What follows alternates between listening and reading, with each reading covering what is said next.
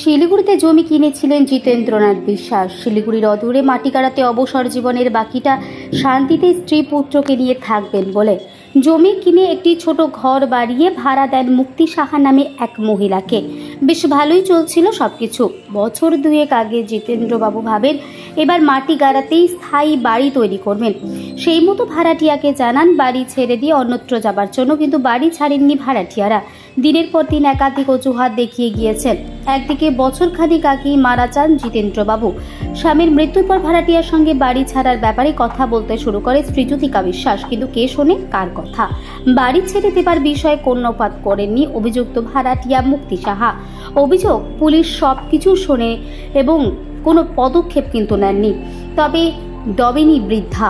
শেষমেশ শিলিগুড়ি পোস্ট অফিসের সামনে গান্ধী মূর্তির পাদদেশে বসেই শুরু করেন নিজের বিরুদ্ধে হওয়া অন্যায়ের প্রতিবাদ ও অধিকার আদায়ের লড়াই। প্রশাসনের দৃষ্টি আকর্ষণ করার জন্য তার এই পদক্ষেপ বলে জানান। তুমি বাড়ি ছাড়ছো না কেন? তোমার জন্য আজ আমার হাজবেন্ড চলে এলো। হ্যাঁ, তোমার জন্য আমার হাজবেন্ড, এখন আমার হাজবেন্ড চলে গেছে, বাড়ি তোমরা ছাড়ো, আমি থাকবো। আমার হাজবেন্ড যখন থাকতে পারলো না, আমি থাকবো। কিন্তু বলছে না, এখন হবে না, পরে। আমার গুরুদেব বলছে 3 বছর 3 মাস গুরুদেব ছাড়তে না করছে। 3 মাস পার হয়ে এলো, দুর্গা পুজো পার হলো, কালী পুজোও পার হলো। হ্যাঁ, তারপর নভেম্বর মাস পড়ে গেল, তাও ছাড়ছে না। ডিসেম্বর মাস পড়ে গেল, তাও ছাড়ছে না। মদত তো আছেই, ওনার দিদি আছে আরতি সাহা, আবার ওনার দাদা উনি আছে সন্দীপ। কিন্তু এখন আমি কথা কি, আমাকে বাড়িটা তো আমার দরকার, বাড়ি ছাড়বে না। এখন বলতেছে এখন আমার ছেলে পরীক্ষা, এখন আমি ছাড়বো না।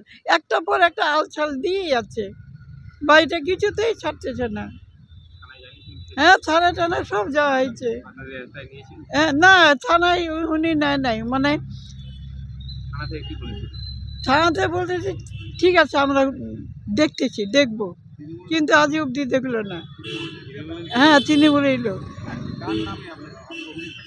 ওনার নাম হলো মুক্তি সাহা, যে বাড়িটা দখলদারি করে নিয়েছে মুক্তি সাহা। হ্যাঁ, তৃণমূলের। আর উনি বিগত 4-5 বছর ধরে মুক্তি সাহা ওনার ফ্যামিলি নিয়ে আমাদের বাড়িতে আছে, মেডিকেলে আমাদের বাড়ি আছে।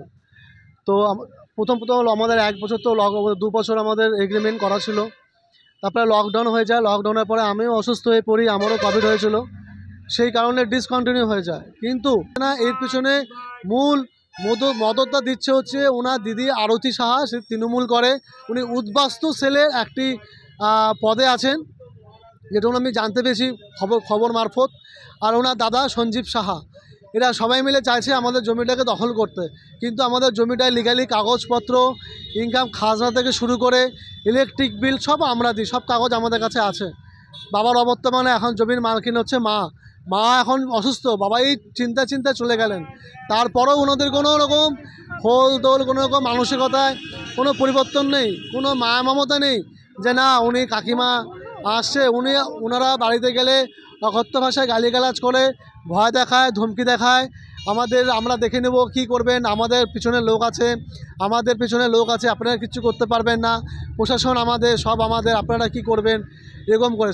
সেইভাবেই আমরা জানতে পারলাম পরে খোঁজ নিয়ে, ওনার যে দিদি আছে আরতি সাহার মদতেই আজকে এই কাজগুলো করতে পারছে।